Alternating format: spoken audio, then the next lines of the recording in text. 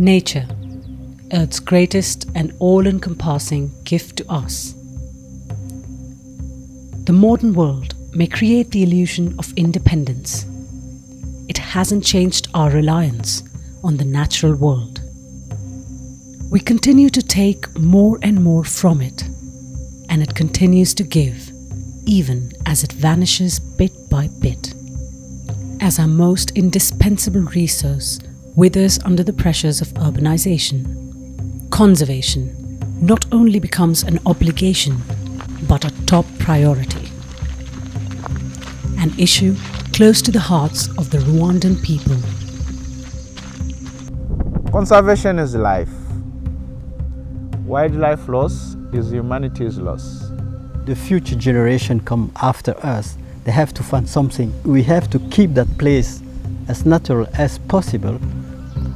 Reversing the trend from extinction to now a thriving the mountain gorilla population. The story is here. What a country chooses to save is what it wants to say about itself. Despite its tragic past and the ongoing challenges of being a developing nation, Rwanda's commitment to preserve its natural heritage is its gift to the world, its very own legacy of conservation.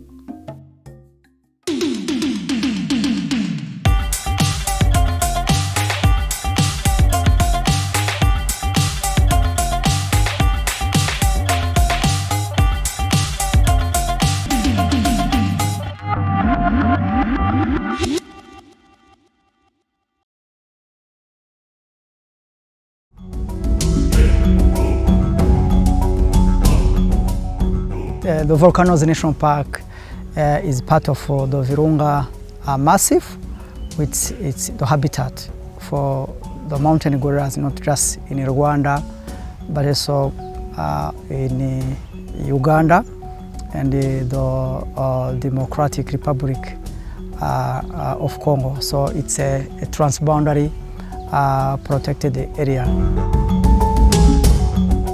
The Virunga Massif is a chain of volcanic mountains in Central and East Africa. A rich tapestry of biodiversity and enchanting scenery, the Virunga has suffered a long ordeal. Going back 50, 60 years, we go to a period where conservation, tourism had no meaning here at the Volcanoes National Park. And therefore, even the fact that this park was already a national park was protected. What was happening was actually the opposite. The once critically endangered mountain gorilla subspecies was discovered in 1902. Years of war, hunting, habitat destruction and disease almost led the species to extinction until the intervention of the international wildlife community. 22 years ago, when I started here at the Volcanoes National Park, of course, things have already improved in terms of the work of conservation, especially the NGOs, the international organizations, and the active researchers, gorilla doctors. So the park was really kind of protected by law. However, since I have been here, we have seen a very, very different shift, where the work of conservation, the innovative programs to change how conservation of the Volcanoes National Park is done, is implemented and driven by a national program, by a strategy. The vision of government of Rwanda to restore conservation areas, forests and fragile ecosystems that had been destroyed by human activities. So the forests, the national parks, and all wildlife that call these areas their home thrive together with the people that also live in the adjacent areas. Where rangers, the park management are not fighting with the local communities, but where you see, you know, tourism and conservation creating opportunities, creating benefits, what we call the tangible. The conservation of the Volcanoes National Park has given way to the most unique tourism offering, a wildlife encounter in the thicket of Virunga's high-altitude forests, aided by guides and trackers, all with a background in conservation.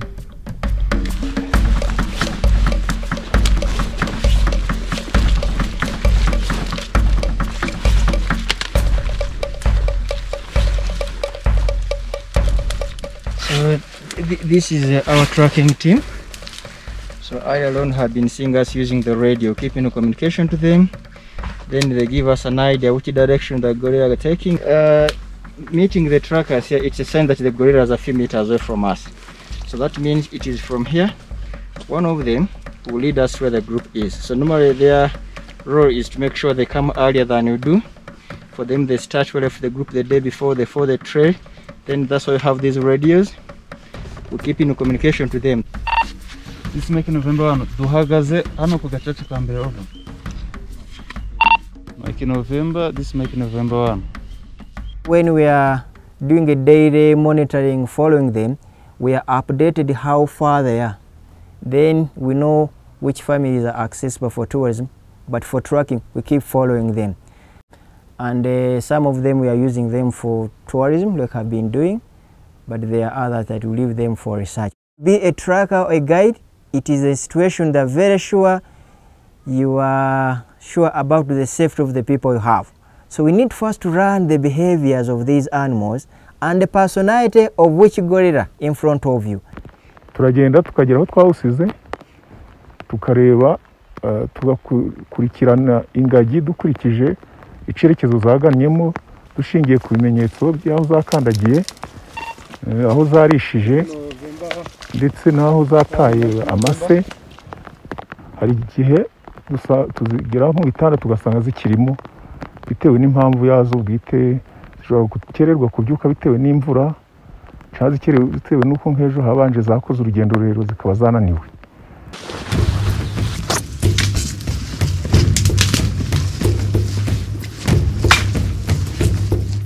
Quietly nestled, the gentle giants almost remain concealed by the bamboo plantations.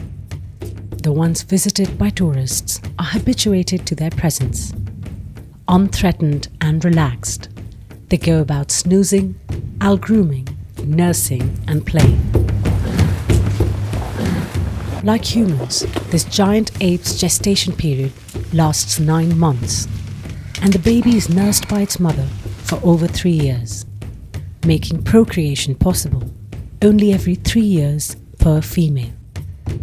Despite a prolonged mating routine, coupled with delayed sexual maturity, the once critically endangered mountain gorilla's population has almost doubled over the last 40 years, giving Rwanda its unique brand of ecotourism.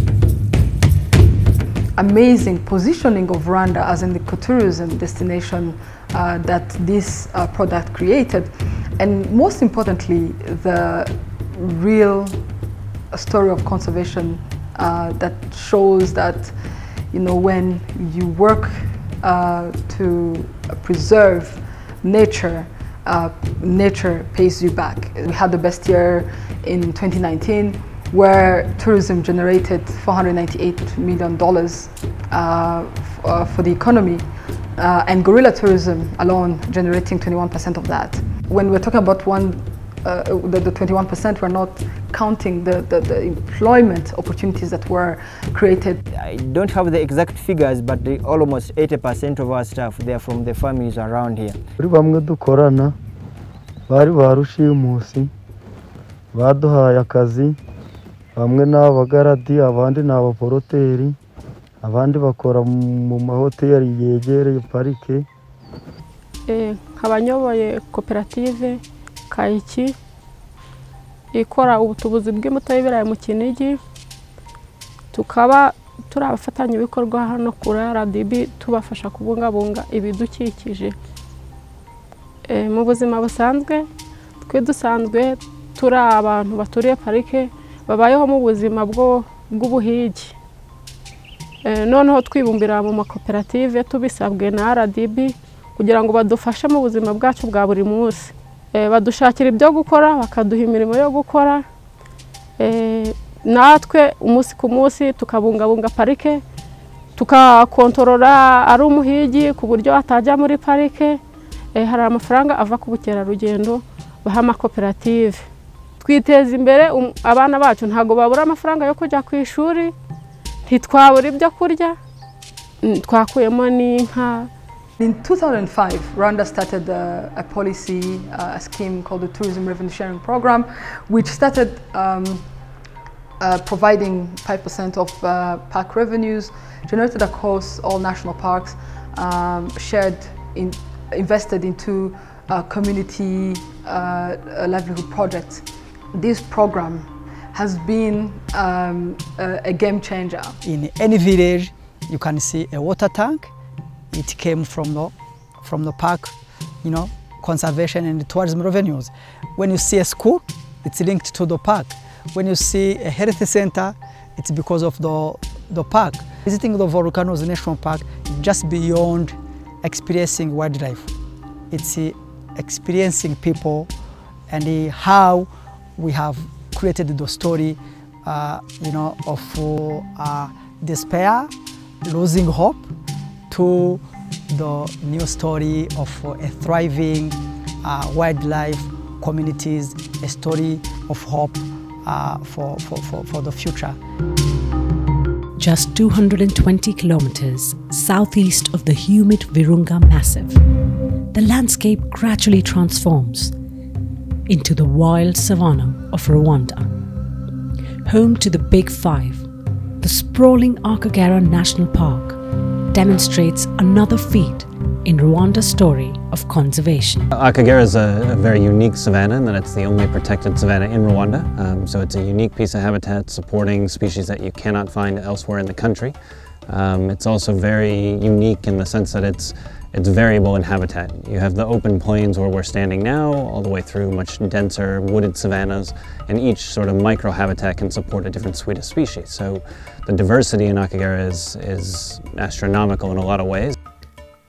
While the most sought-after wildlife species thrive in this arid terrain today, the national park, just like Rwanda's citizens, has survived a painful past. Acagala National Park was classified as a national park in 1934 by Belgium colony in that time.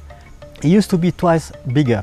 Now we have we remain with 1,122 square kilometers. In the specific case of Rwanda, we had a lot of Rwandans forced to live in other countries, neighboring countries. So after the genocide, Rwandans who had been living in exile were welcome to come back to their country. They needed to settle somewhere. And so at some point, the government took the decision to manage it in the best possible way. To use a part of Acagala as resource because a lot of them come first for agriculture, second for the livestock. So they put a lot of pressure on Acagala. And I think in 2010, the Rwanda government just put a border to just say this is the national park and this is the land you can use. As part of the nation's Vision 2020, only 2 decades ago, Rwanda Development Board with Africa National Parks set upon a journey to reverse years of damage and restore the park's ecology. We start with protecting. We put in place an efficient law enforcement, all the technology we need to protect an area. That's the first step. The entire ranger, we have almost 8 sites ranger posts, whereby 2 to 3 rangers always are on patrol daily. K9 unit, we're using dogs in law enforcement to track all illegal entrance inside the park. Our dogs are trained to track human scent. So once we get the footprint in the fence, we bring our dogs in to track the person who is inside. Or when the rangers have lost the track of a person, this when we implement using dogs, because their sense of smell is very good.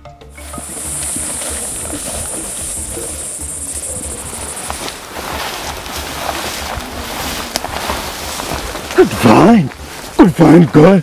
Once we make him prepared with all harness and long line, we give him a command to search. He will search all the way to the line I want.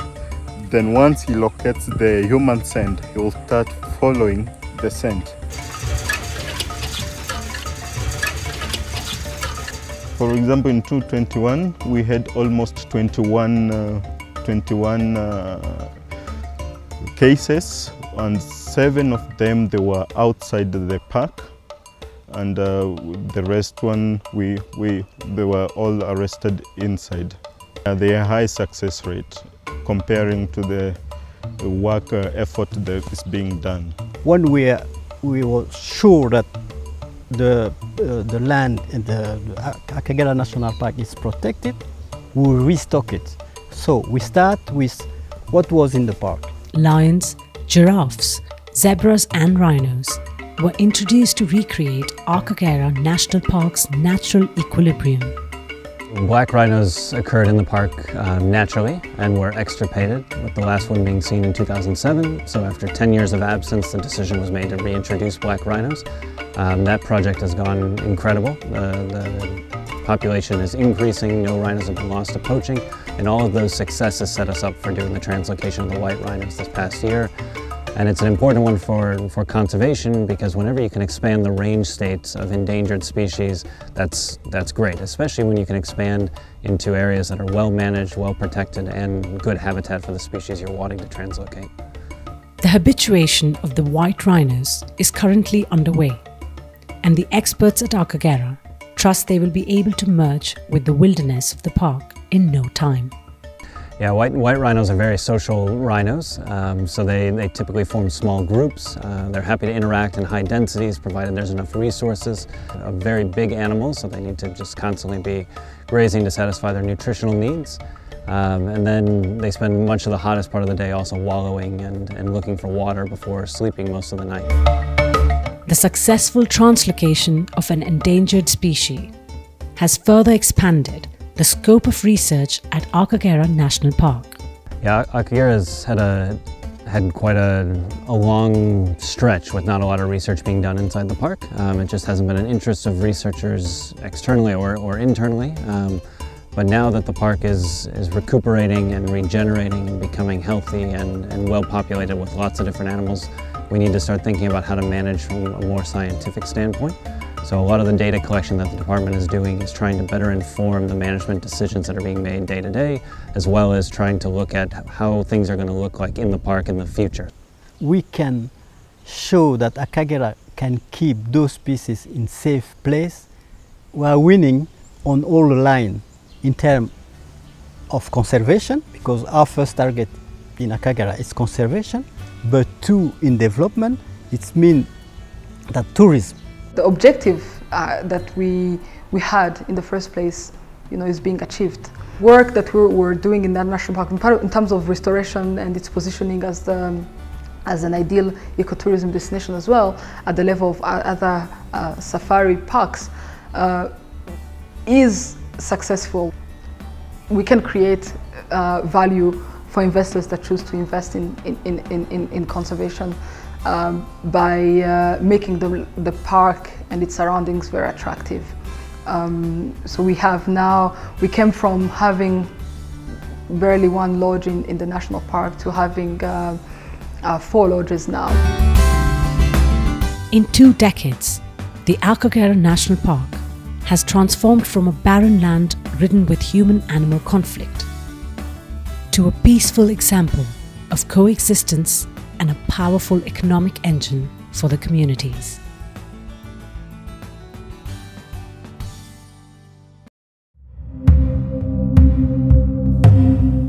A giant entity made of smaller beings, growing, changing, breathing. The Geshwati Forest, like any other, appears alive. A part of Africa's Rift Valley, the Geshwati Mukra National Park once spanned over 100 square kilometers, but by the 20th century, its future hung by a thread.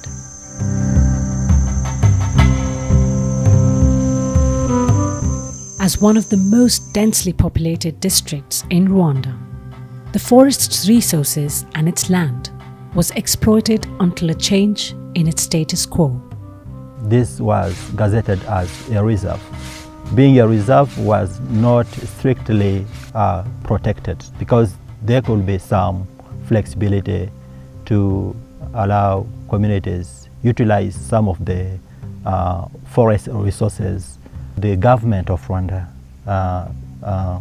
decided to gazette this protected area as a national park, which means specific and few activities will only be allowed to be conducted inside this protected area as a national park. Number one, research. Number two, tourism. And then protection activities. The forest has lost 98% of its tree coverage, and it was almost gone. And the remaining part was also being cut, but the conservation effort has been made. Now we have 15 square kilometers that are fully conserved and also serving as a habitat of different species of primates and also other biodiversity. In order to protect the forest, the government of Rwanda works with the local authorities to mobilize and engage the park's surrounding communities. It's very important for them to be engaged so that they benefit from the conservation of Gishwati, but also we need a feedback from them to also support this initiative of protecting and conserving Gishwati, where they can participate in different activities, in fighting against illegal activities, stopping illegal mining around the park, grass cutting, tree cutting and so on. But engaging the communities in conservation efforts also came with its challenges. Of course, it takes long to change their mind because they have been using the forest in different way.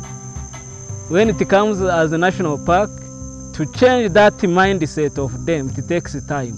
It takes time, but because of the government lines and the policy they put on and the way they teach people, the community.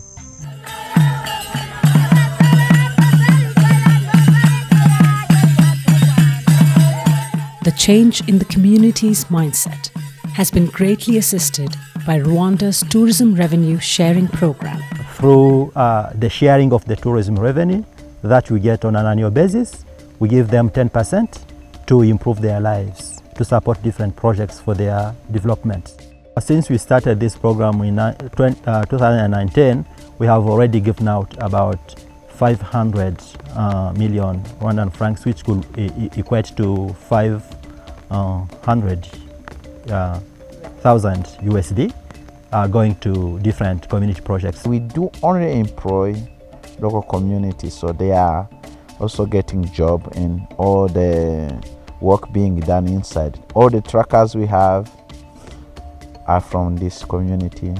All the people we are employing in different activity, maintaining the trade network inside Gishwati, also in the tourism product development, they are all from this local community.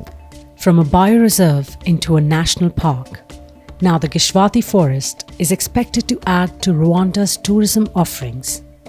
Gishwati will, just like other national parks, continue to boost tourism diversification first of all, as it's also unique and another place for visiting the amazing rich biodiversity that we have as a country.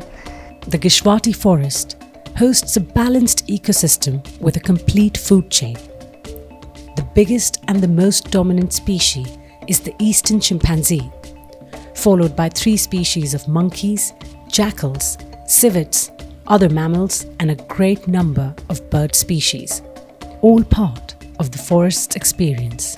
Currently, you can visit the Gishwati part of the Gishwati Mukura National Park, where you can see habituated primates, including chimpanzees. Here in Gishwati, we have one community made by 35 individuals. We have a team of trackers that are with them and they know where they are. And we use the trail inside Gishwati to get where they are. And whilst getting there, sometimes they come out of the nest and we can observe them for 1 hour. And the maximum group is, for the groups is 8 people to track the chimps. Chimpanzees have the behavior of staying in the canopy of the trees. They use the branches of the trees to build their nests. That is where they spend the night. It is a kind of like a mixture of plants, of branches of trees, and making like a bed where they stay the night. It is in the canopy. That is where they always stay the night. Chimpanzees are very smart and they have developed a brain. So they can recognize if there is someone in the forest, they can recognize if there is an enemy. If there is a new person, they can recognize that he's new to them. They can see uniform, they can differentiate people. Their way of living, it is like somehow organized. And what I like from them is that they love each other. They do respect each other. You know, wild animals in their habitats, you can't predict that you are going to see them in 1 day or 2 days, or you will be able to see them in 1 hour or 2 hours. For us, it gives us a hope that they are still natural, they are still active, they are active in their habitats, they can move in and out, they are not threatened, they are no longer threatened. So it's a good indicator, it's not negative.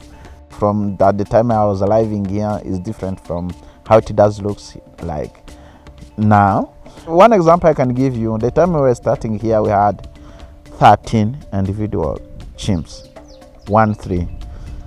And now it is more than doubled. It does show that the forest is growing, and also our primates are having food. Because in their behavior, if they are not having enough food, if they are feeling like their life is hard for them, they do not make babies. So the fact that they are increasing in the number, it does show that they are feeling safe and they are having enough to eat. The 35 chimpanzees are at home in Gishwati. Hidden behind the foliage, they move in the canopy. Their hoots and grunts echoing and merging with the sounds of the forest's many residents.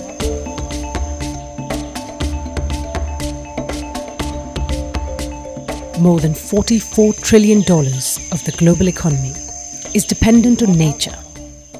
It is impossible to rebuild healthy economies without investing substantially in our planet. A fact that resonates with Rwanda's proactive policy of conservation for building the nation's wealth one step at a time. More species of wildlife are now threatened or endangered because of the lack of the right protection or the right approach to their utilization. So Rwanda wants to be a place where wildlife is safe, where wildlife benefits our people, and where wildlife pays back to our economy.